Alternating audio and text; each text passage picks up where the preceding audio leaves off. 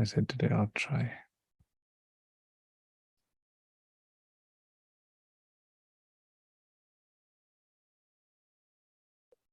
Sheikh, before you start, can I want start. yeah, Ask. the question is regarding the previous lesson. The first hiwar, the last two sentences, if you can explain. نذهب إلى المسجد الحرام لطواف الإفاضة وسعي الحج. سعي. سعي. طيب, بسم الله الرحمن الرحيم. They're asking about the Hajj, okay? So here they're speaking about the 10th day. It says, وماذا نفعل بعد ذلك? What should we do after that? نذهب إلى المسجد الحرام. We'll go to Masjid al-Haram. What will we do there? It's called طواف الإفاضة. So you're making a tawaf, okay? Just the name of it is طواف الإفاضة because there's more than one tawaf when making Hajj. This is for the 10th day. And Sa'i al-Hajj meaning to go between Safa and Marwa. Then he says, وَمَتَى نَطُوفُ طَوَافَ الْوَدَاعِ? When will we make the farewell tawaf? This is another tawaf that you have to perform when you're going to leave Makkah now. So your last presence in Makkah should be that tawaf. You try to make the last thing you do, a tawaf. So it says, when will we give our farewell tawaf? After pelting the jamarat on the 12th day for somebody who stays, or for somebody who goes early, or the 13th day. And those are your nusuk in Hajj. I'm sure we took this. All these are compulsory. All these acts are compulsory. Yes, all these acts you're supposed to do. There's those which are pillars of Hajj that can never fall. Then there's those if you miss or you make a mistake in them, you give a dam or fidya, kafara, like that. Same like salah. Salah, there's those things which are pillars. If they fall away, your salah can't work. Then there's those which are wajibat, not pillars of salah. They can be compensated with sajdatul sahu. And then there are those which are sunan, which if you forget, it's okay. A similar concept. Yalla. Bismillah ar-Rahman ar-Rahim. Here they're saying رتب الأحداث كما وردت في الحوار. Did we take this? No, we didn't take this. No. So what they want, pardon? We have to start from here. Yes. Yeah. So he's saying that put the things in order, put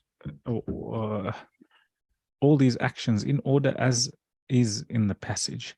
And the reason for this is they want you to learn about Hajj, the order of Hajj. So Bismillah alam ghair, let's start. What comes first? الوقوف بعرفة. No. Omar, what comes first?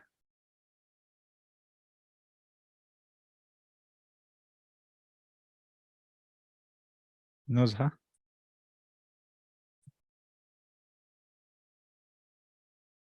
Sayyida?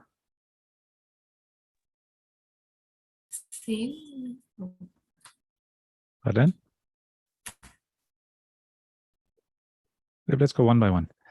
الذهاب إلى منى. Going to Mina.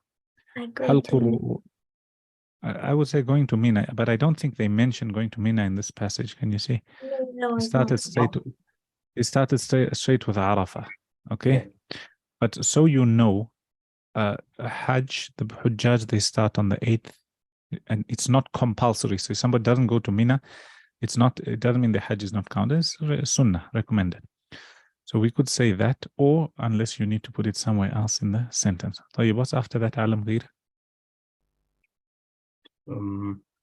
صلاة الظهر والعصر في عرفات.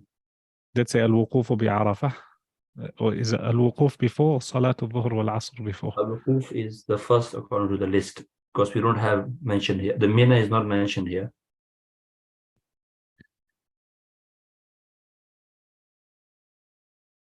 Okay, it's not mentioned, you're right. It says متى يبدأ الوقوف بعد الزوال.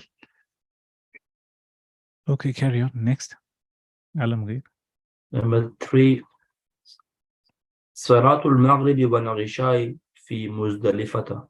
So did you go to Muzdalifah already? Is there anything to show you Muzdalifah? Nothing. Okay, after that? After that, الذهاب إلى منى. الذهاب إلى منى. And then? رمي الجمرة. And then? ذبح الهدي. And then? حلق الرؤوس. And then? طواف الإفاضة. Then? سعي الحج. السعي ها سعي الحج. Anything else left? طواف وداع. وداع ها؟ وداع. تضع علامة خطأ على الكلمة الغريبة في كل مجموعة. You want to put an X on the odd one out here. So you've got يعتمر, يصوم, يصلي, and يأكل, which is the odd one out here. عالم غير. يأكل. يأكل. Why? The others are all عبادات. طيب. Next one, نزهة. You've got Mina, which is a place, Arafat, a place, Judda, a place, Muzdalifa, a place. Which one's the odd one out?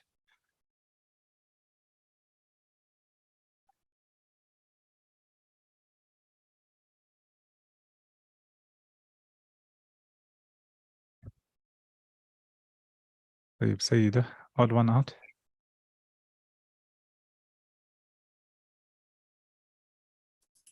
Umar. Judda is the odd one out because you don't go there during Hajj. And you got قلم, ثوب, دفتر, and kitab. Umar, which is the odd one out? Daftar. Why place daftar? and other things are things. No, qalam is a pen. Thobe should be the odd one out because kitab is a book, qalam is a pen, daftar is a notebook. That's all to do with reading and writing, and you got a thobe, which should be the odd one out. Then they say صل بين الكلمتين المناسبتين لتصبحا تعبيرا. Join between the two so they become an expression. So you got ثوب, and what does it go with? ثوب الإحرامي. طوافه will go with طواف الإفاضة. مقام إبراهيم, etc. Easy exercises. After that, they're teaching you now numbers from 11 and above. So in the first book, you learned 1 to 10. Now here they're teaching you 11. So what is 11? 11 is 10 plus 1 is 11. What's 12? 10 plus 2 is 12. What's 13? 10 plus 3 is 13. So أحد عشر, 11. So عشرة is 10 and أحد 1. So 10 plus 1 is 11. أحد عشر, اثنا عشر, ثلاثة عشر, أربعة عشر, خمسة عشر, ستة عشر, سبعة عشر, ثمانية عشر, تسعة عشر. Can you see? Can you see? And then this, depending on whether the thing being counted is male or female, it will change. So sometimes it won't be ثلاثة عشر, it will be ثلاثة عشرة. Understand? For now, they just want you to learn 11 up to 19. So صل بين العدد والصورة المناسبة. How many are here? And what number goes with it? Alam Ghair, do you know the numbers? The first one, the second one. What's this one here? Look here, 1, 2, 3, 4, 5. Yeah, so there's 19. Right, next one. This one is 17. 17. Next one. Is 20. This one here. Is 20. 16. 16. No, sorry. Yeah, this is 14. 16. And next one. 14. And last one. 20. 20 is 20. And say صل بين العدد وكتابته. 11 goes with this 11. 18 goes with 18. 15 15. 13 13. 12. And they want you to put them in order. So here they taught you the numbers and they also taught you how they are written. But you've got to practice them a lot. Let's take these two exercises. Alam Ghair, So they're asking here متى العطلة, when is the holiday? العطلة في شهر رمضان. The holiday is in the month of Ramadan. I'm going to ask you and you're going to answer. They're also trying to teach you the months here. عالم غير, متى الزيارة? الزيارة في شهر شعبان. طيب متى الدراسة؟ الدراسة في شهر رجب. متى العمرة؟ العمرة في شهر صفر. متى السفر؟ السفر في شهر شوال. متى الحج؟ الحج في شهر ذي الحجة. ومتى الاختبار؟ الاختبار في شهر المحرم. Well done. أحسنت. طيب, this one here also. I'm asking you mainly because you on this level. The others, there's those who are ahead, but they're also on level 1. أين خلعت ثوب الإحرام? They're asking, where did you take out إحرام? خلعته في الفندق. I took it out in the hotel. Notice how ثوب is masculine, so use خلعته. And if it's feminine, خلعتها. Okay. طيب عالم غير. أين خلعت القميص؟ خلعته في الغرفة. وأين خلعت الملابس؟ خلعته في الشقة. وأين خلعت الثوب؟ خلعته في البيت. وأين خلعت الأثواب? Here you can use feminine, huh? خلعتها, you can use خلعتها because it's... الملابس, I think it's masculine. You can use feminine. Anything that's inanimate, meaning it doesn't have a soul to it and is plural, can be used as feminine. طيب. Do you want to say خلعته? طيب. Carry on. خلعتها في الحمام. وأين خلعت ملابس الرياضة, sports clothes? خلعتها في المدرسة. وأين خلعت القمصان؟ خلعتها في الفندق. أحسنت. أحسنت. طيب, we'll stop there. Stop there. There's something I want to open here.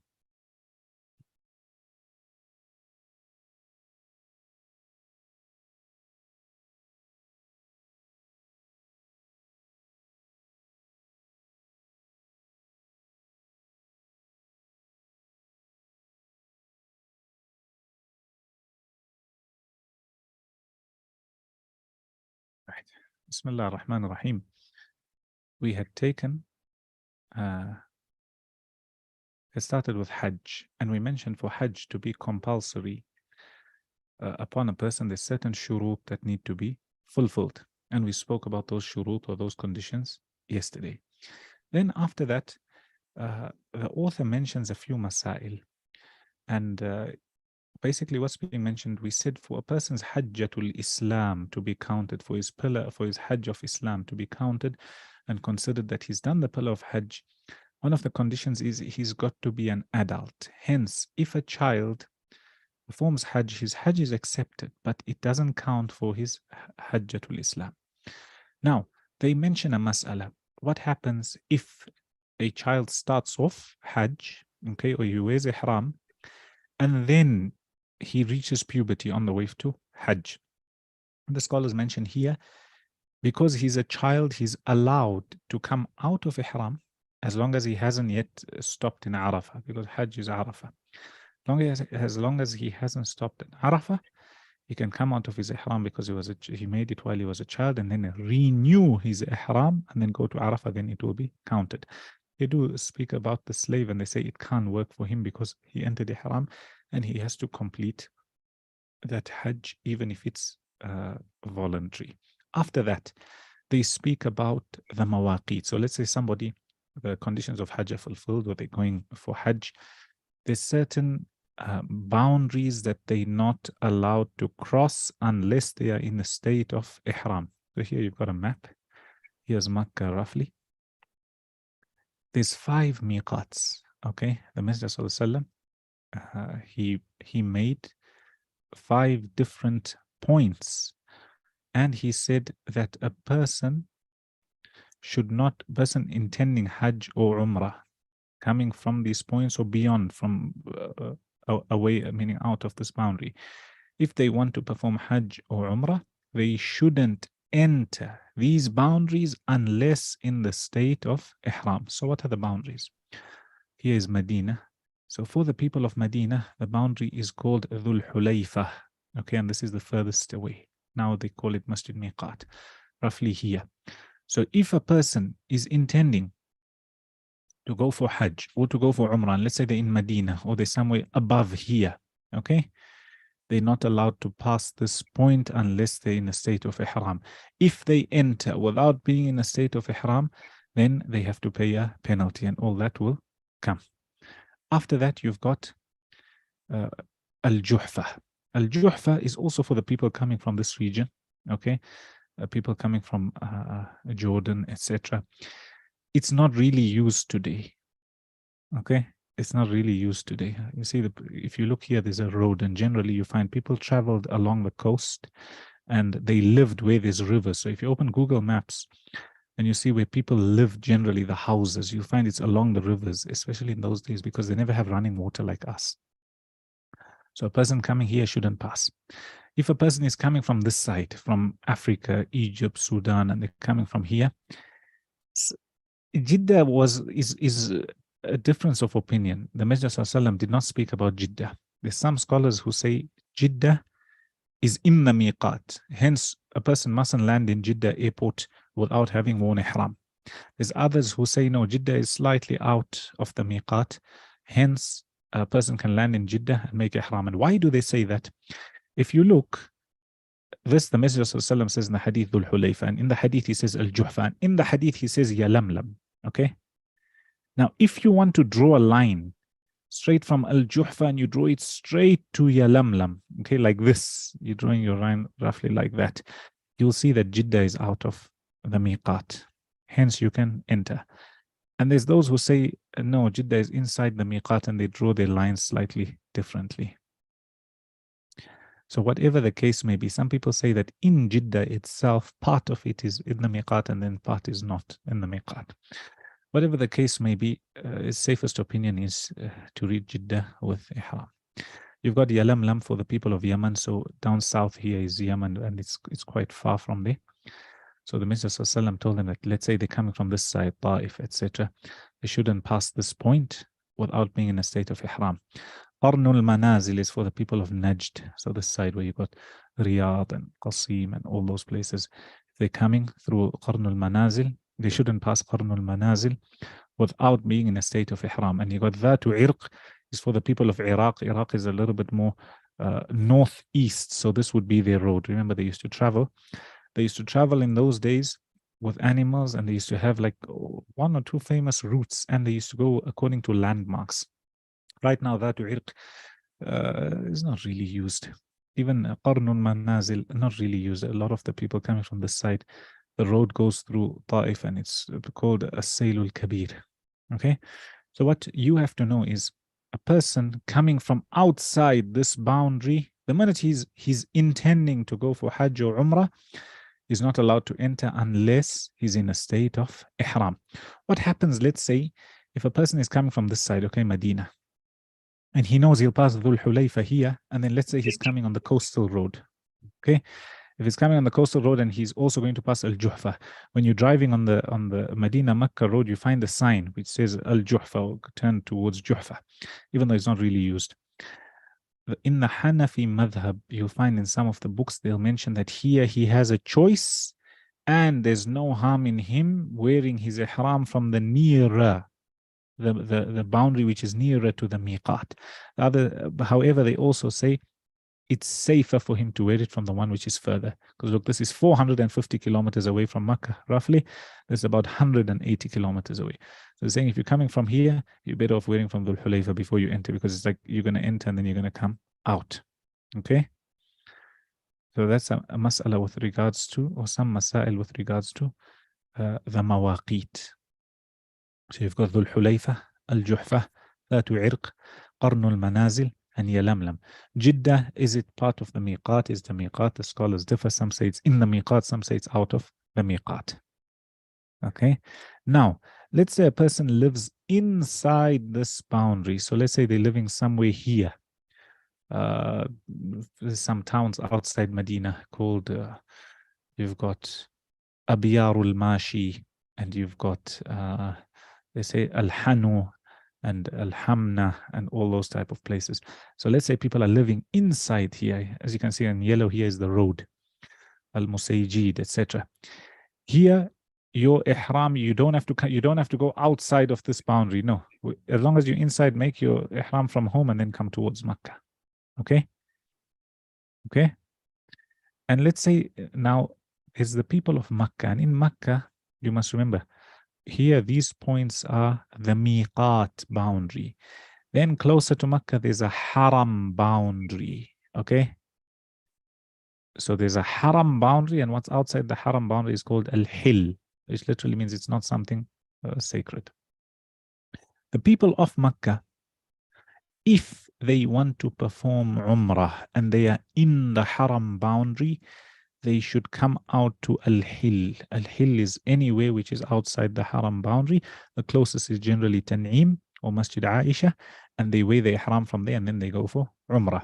As for Hajj, wherever they may be in Makkah, they can just wear their ihram and go for Hajj. I hope you understood.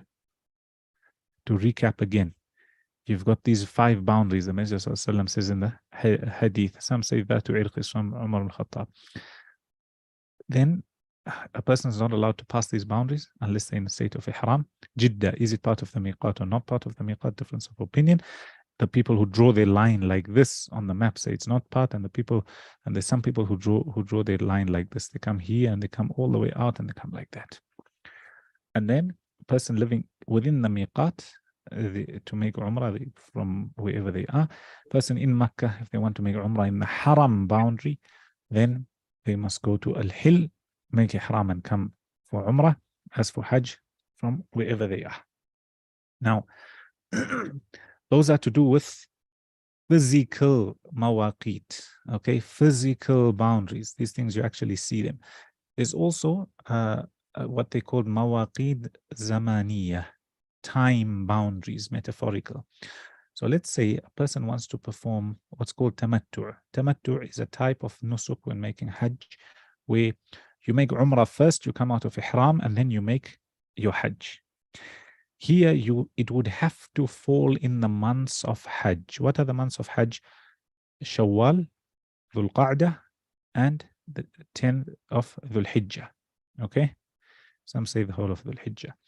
So what does that mean? Let's say a person made, let's say in Muharram, a person made Umrah, and then they went home, and then they said, now I'm making Tamattu'. It's not possible because that Umrah didn't fall in the time of Hajj, in the months of Hajj. That's why Allah says, Al-Hajju ashhurum ma'lumat. Hajj is unknown months, okay, time of Hajj. These months are Shawwal, Dhul Qa'dah, and a few days of Dhul Hijjah. So that's what you've got to remember. Any questions?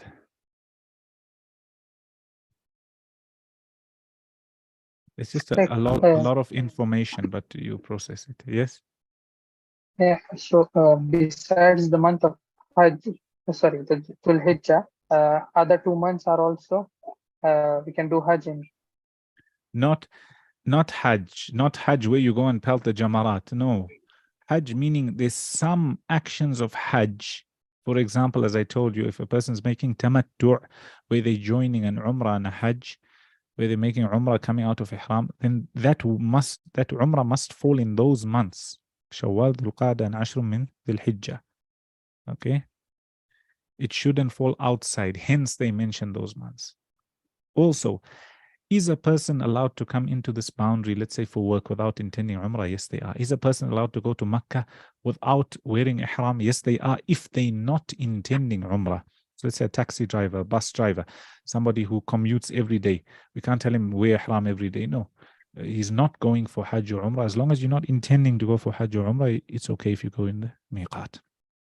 Let's say a person goes not intending to go to Hajj or Umrah. He stops here in Mecca in one of the hotels. He had no intention of doing Hajj or Umrah. Then after he met somebody, then he's forced to stay 2-3 days. Then he decides, I want to make Umrah. He just comes to Al-Hil, which is the closest part outside the Haram boundary, makes his Ihram and carries. So, Sheikh, the penalty is only for the ones that have the intention of performing Umrah or Hajj. Yes, so a person intends on performing Hajj or Umrah and they pass this without being in a state of Ihram. And we will take some of the Masail with Ihram. Okay, just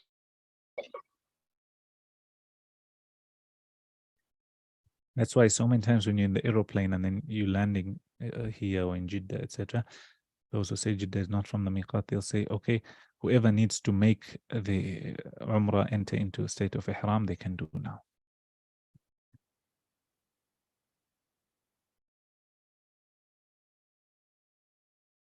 Hajj is the longest act of worship, that meaning one act, that requires a lot of understanding. And there's a lot of masail involved. And it involves using your body as well as your wealth.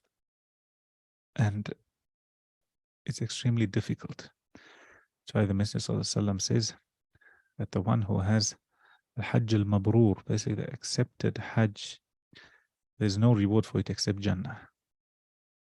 No reward for it except Jannah. You must make a dua that Allah takes you for Hajj. So the Messenger ﷺ says that تابعوا بين الحج والعمرة. In follow up between Hajj and Umrah. فإنهما ينفيان الخبث ينفيان الفقر. Indeed, they repel poverty in the same way, you know, that blower, it's called a bellows. It repels that the filth of the iron. Bismillah ar-Rahman ar-Rahim. We carry on where we left off. It says, انظر واستمع واقرأ. It says, look and listen and read. Umar, okay, in fact, Nuzha, you can read the passage and translate.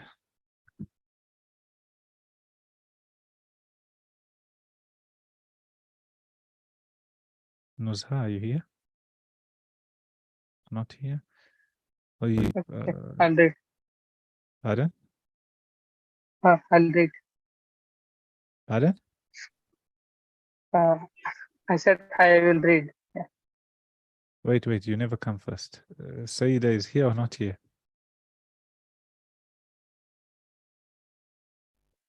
Sayyida, Yes, I'm please read. أحمد يسكن في شقة جميلة. Ahmed lives in a beautiful apartment. الشقة في حي المدار. The apartment is in the airport area. District. Yeah, area. District. Airport district. الشقة في الدور الثالث. The apartment is on third floor. في شقة 5 غرف. In the apartment are 5 rooms. في غرفة النوم سرير.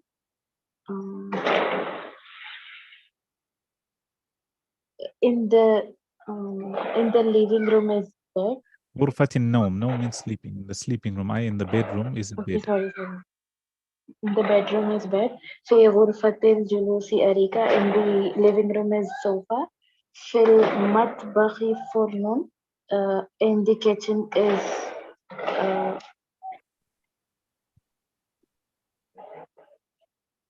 There is an oven. oven. في الحمام مرآة. In the bathroom is mirror. Think about the answers and coming in 2 minutes.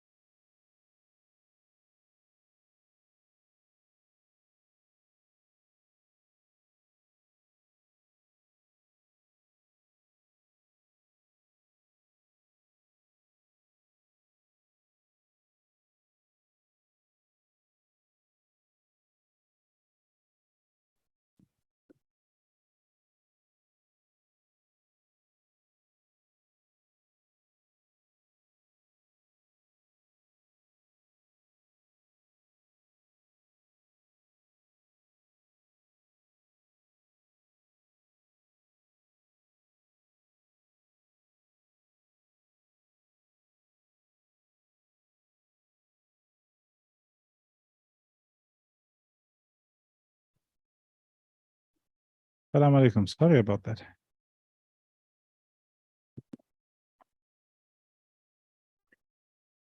Sorry about that. My internet had finished and my electricity had finished. Right, come on, you're coming down. Come on. Let me open my book again. Right. Let's see my book.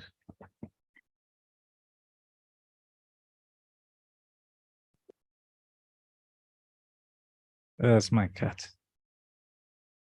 Hi, Bismillah. I'm sure you can see my screen. You can see my screen? يا شيخ. Yeah. Yalla, you can read.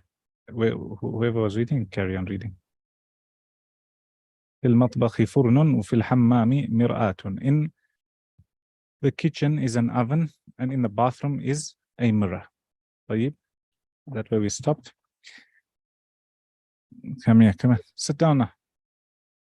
I switched on my generator, hence the cat is moving all over, scared of the sound.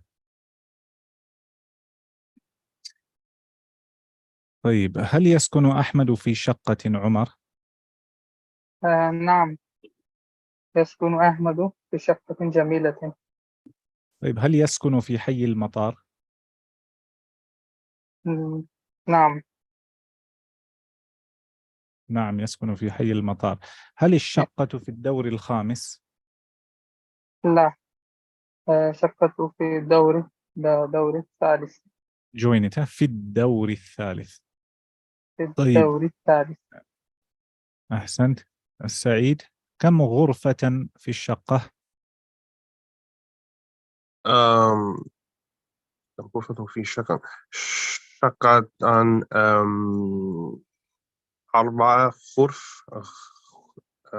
غرف. غرف. غرفين. وأين الفرن؟ سعيد.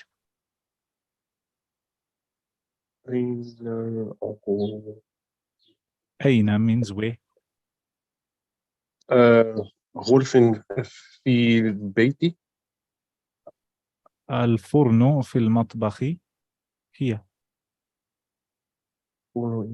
نعم. أين في في المطبخ. فرن في المطبخ. The oven is in the kitchen. kitchen. وأين المرآة؟ مرآة في الحمام. في الحمام. في الحمام. طيب. وأين السرير؟ أين السرير؟ السرير في غرفة غرفة النوم. وأين الأريكة؟ أريكة في غرفة الجلوس. أحسنت. Well done. Then you've got a writing exercise teaching about jim and ha and kha. It's written at the beginning of the word, that's how the jim is written. In the middle, that's how. At the end, that's how. These are all writing exercises. You guys must fill them out. Again, writing exercises. You guys can fill them out. Writing exercises. You guys can fill them out. Writing exercises. You can fill them out. And then you move on to the fourth module, which is al-hayatul yawmiyah. Daily life, certain things that happen. You need to wake up, you need to perform salah, you need to eat breakfast, etc. Any questions with what we've taken? No questions. I only need to revise. I've missed a class and I've been working doing some of the classes. So definitely this weekend I need to revise the third chapter.